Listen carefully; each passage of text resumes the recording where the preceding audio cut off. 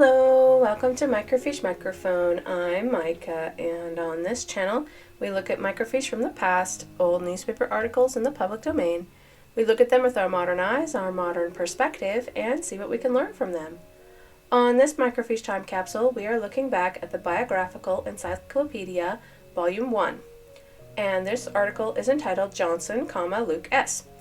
So, Luke S. Johnson was one of the original Quorum of the 12. He and his younger brother, Lyman E. Johnson, who we will be talking about soon. But Luke S. Johnson, as far as I know, I don't know very much about him. I'm trying to remember who it was that married his sister. Was it Orson Hyde? I think it was Orson Hyde who married their older sister. Well, actually, I don't know if she was older. Married their sister. Okay. But Luke S. and Lyman E. Johnson both apostatized during the Kirtland times. They were opposed to the Kirtland Safety Society Bank. Basically, it's that there was a group of people who felt that Joseph Smith had promised that if they invested in the bank, that it would be worth their money and time, and that the bank would not fail. They could never fail, he said. But that when it did fail, that they felt that that was a sign that Joseph Smith was a fallen prophet. However, Joseph Smith never promised that.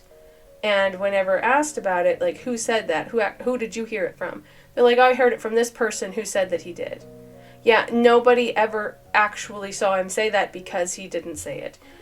He said that as long as everyone obeys the principles of the gospel and are faithful, and are fair, then the bank will not fail.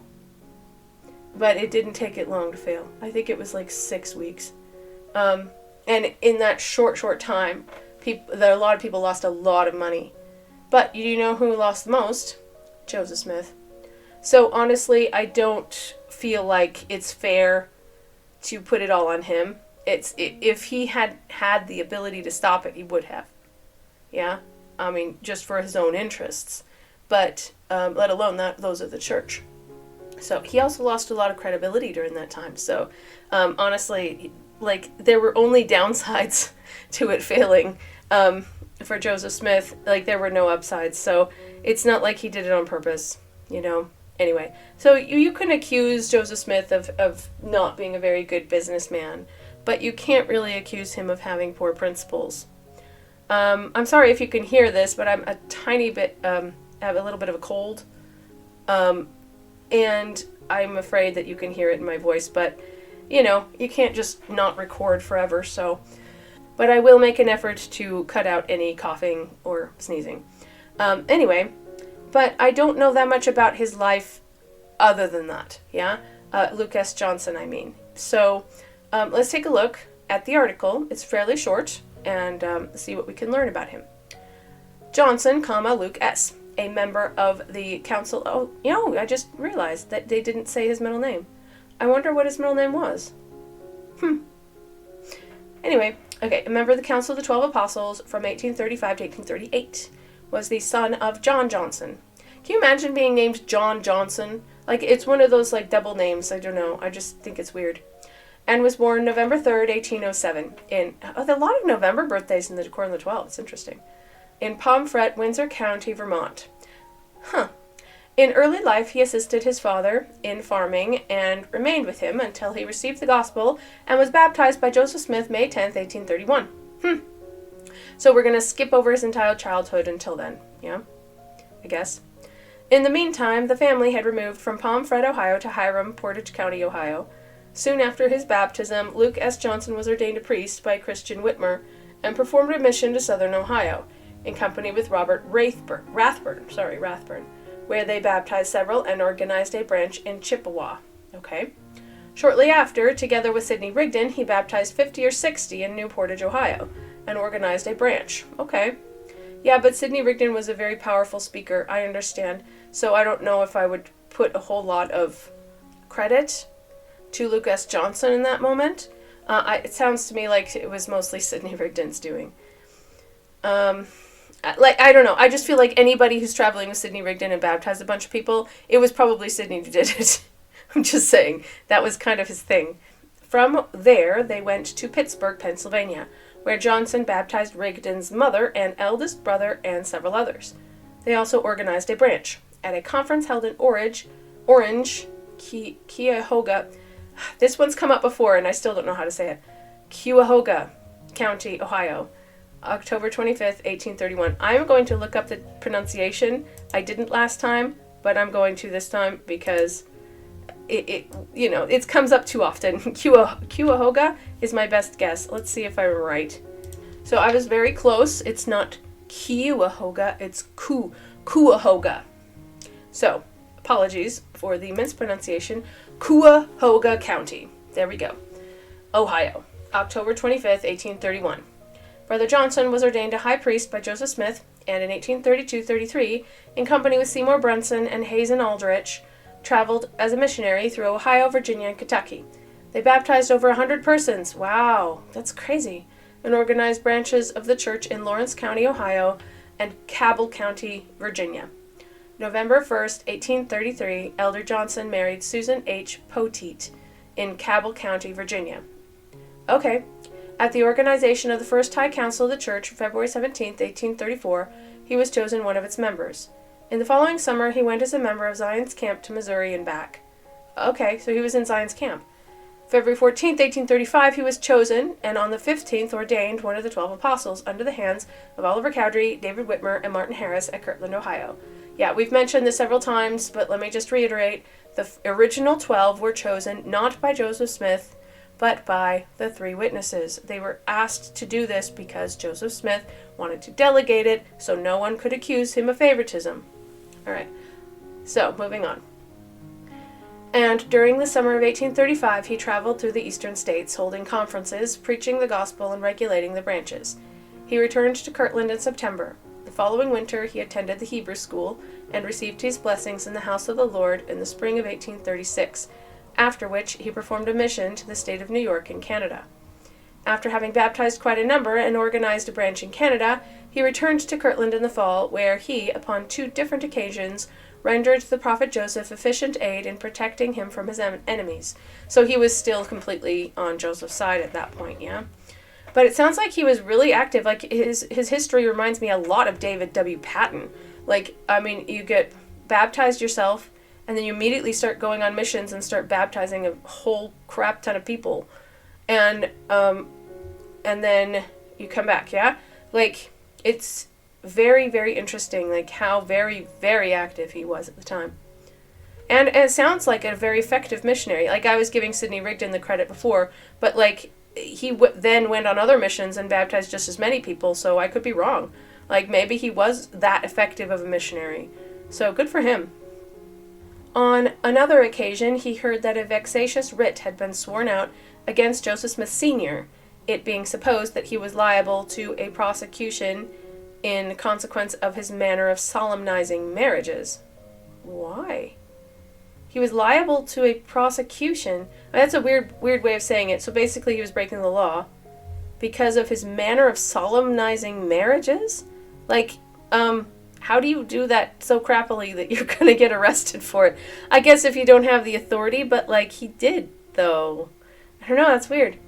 Brother Johnson got the privilege of serving the writ. What? Serve the... He heard that a vexatious writ had been sworn out against Joseph Smith Sr. Brother Johnson got the privilege of serving the writ. And after arresting Smith, what? He took him to the magistrate's office. The court not being ready to attend to the case, Elder Johnson put the prisoner in a small room adjoining the entrance from the office and allowed his son Hiram to accompany him. So, Hiram Smith, Joseph Smith's brother, yeah? He then took a nail out from over the window sash, left the room, locked the door, and commenced telling stories in the courtroom to raise a laugh. What? When finally the court called for the prisoner, Elder Johnson walked into the room in the dark, put the nail into its place in the window, and went back and told the court that the prisoner had escaped.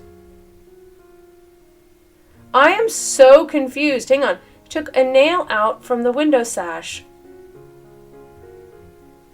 Okay, so he let them escape then. He opened a boarded up window, is what I'm understanding. Is that right?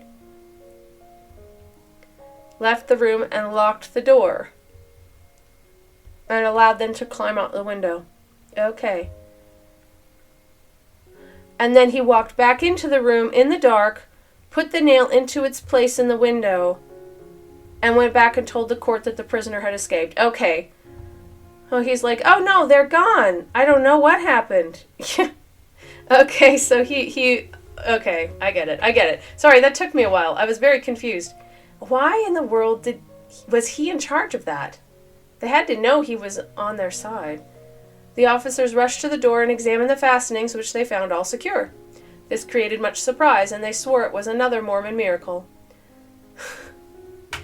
Okay, this is a weird story, but okay.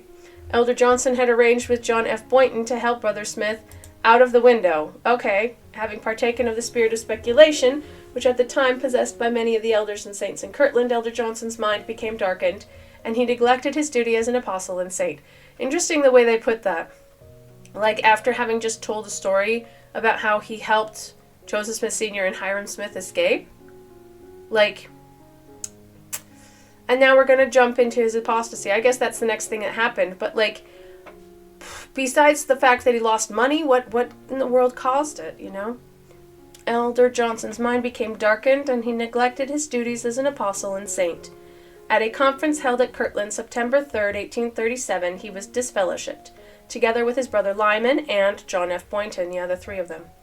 On the following Sunday, however, he confessed his faults and was received back into fellowship, but was finally cut off for apostasy in Far West, Missouri, April 13th, 1838. After this, he taught school in Cabell County, Virginia, for about a year, where his wife was from, devoting his leisure time in studying medicine. Okay, interesting. I had no idea he studied medicine. He then returned to Kirtland, where he practiced as a physician and also engaged in various other occupations in order to obtain a living. Like, being a doctor isn't enough. You have to, like, have a side job. I just think that's funny. Like, at the time, doctors were paid so poorly that they barely earned a living.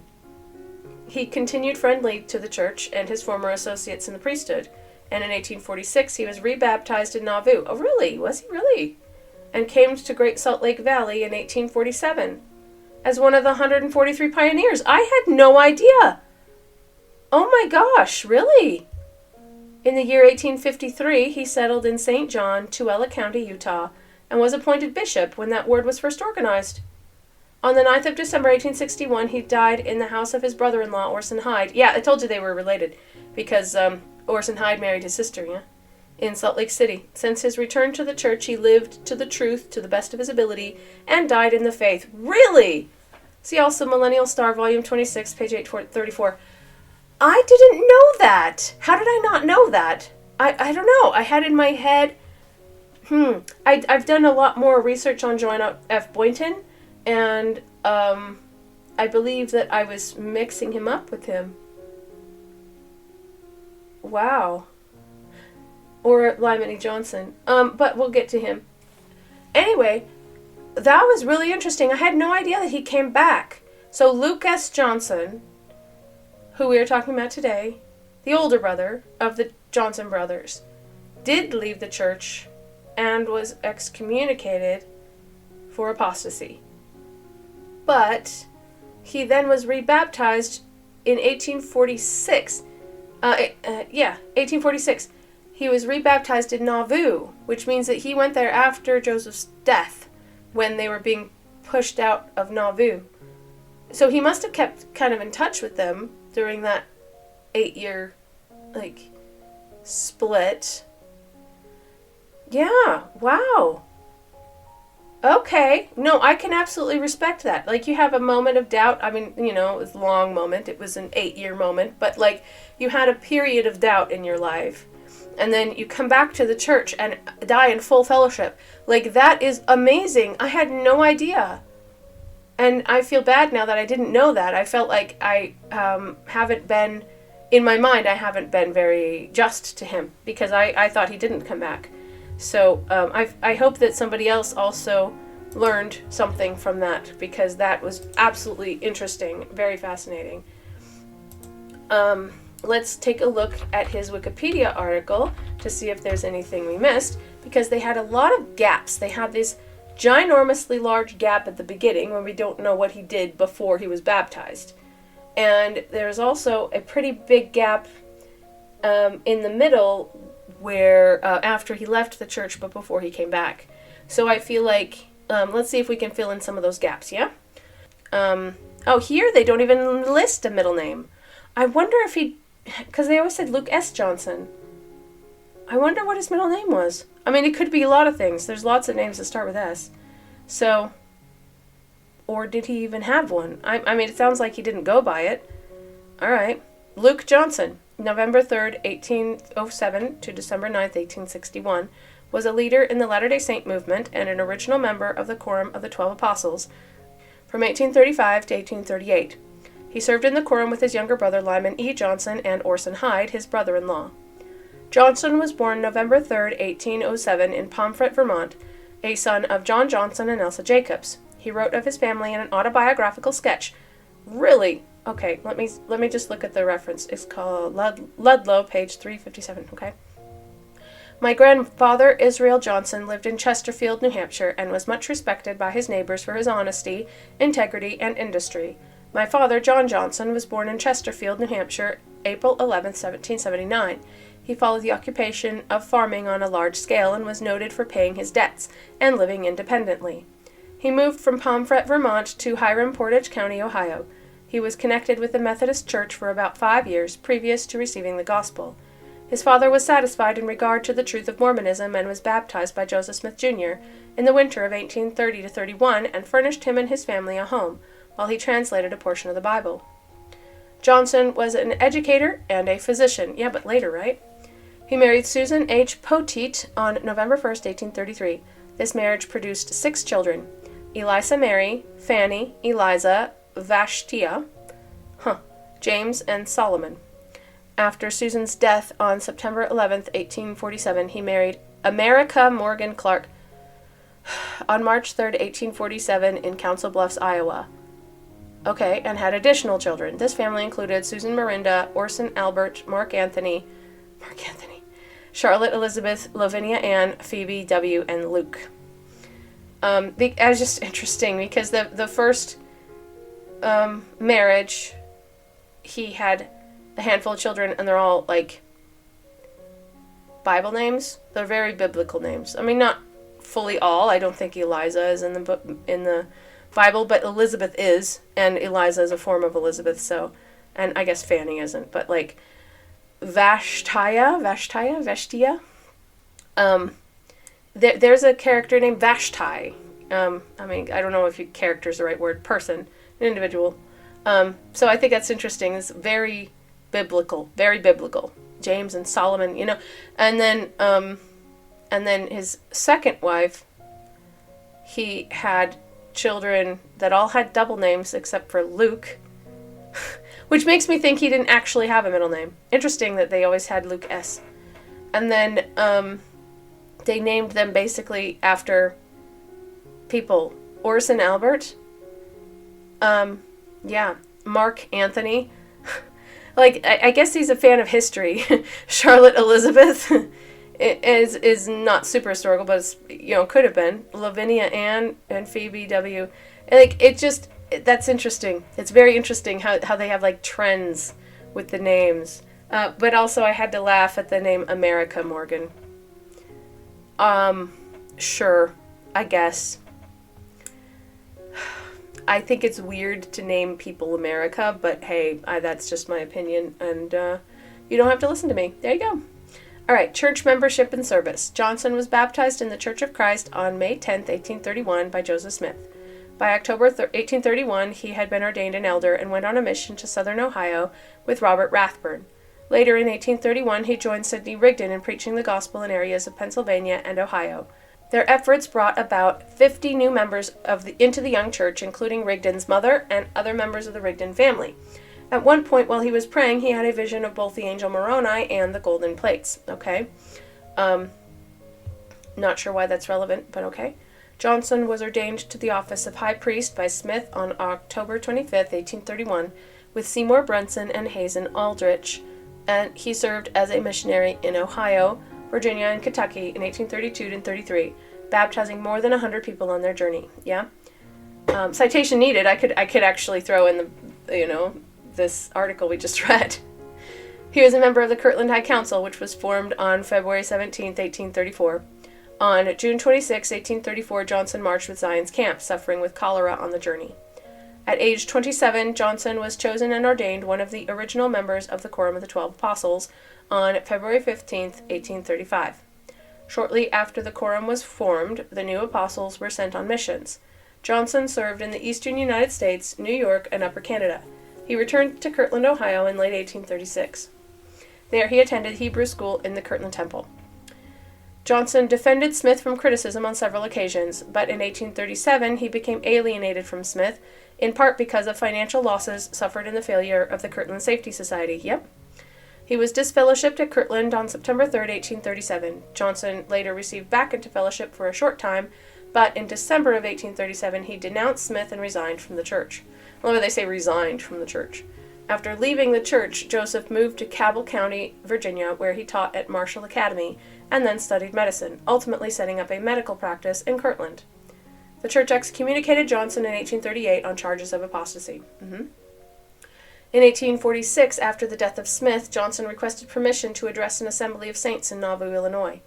He said, "I have stepped by the wayside and stood aloof from the work of the Lord, but my heart is with this people. I want to be associated with the saints, go with them into the wilderness, and continue with them to the end." Johnson's brother-in-law, Orson Hyde, rebaptized him in the Church of Jesus Christ of Latter-day Saints on March 8, 1846. However, he never again served in the higher councils of the church. Yeah. Well, like I've said this before, but that's not common. I mean, if somebody has been excommunicated, it's not common at all for them to be called into a high calling. Can you imagine a stake president being somebody who had formerly apostatized? It's not common. I'm not saying it can't happen. I'm saying it's not something that would be an everyday occurrence. Johnson traveled with Brigham Young and Wilford Woodruff to the Salt Lake Valley, serving as a captain of 10, as part of the first group of 143 Mormon pioneers in July 1847. That's so cool! Gosh, up there with Parley P. Pratt, yeah? He also served as a captain of 50 in the Daniel A. Miller / John W. Cooley Company, 1853. Okay, while traveling with members of his family. Johnson settled in St. John, Tuella County, Utah, where he served as bishop of a local LDS congregation.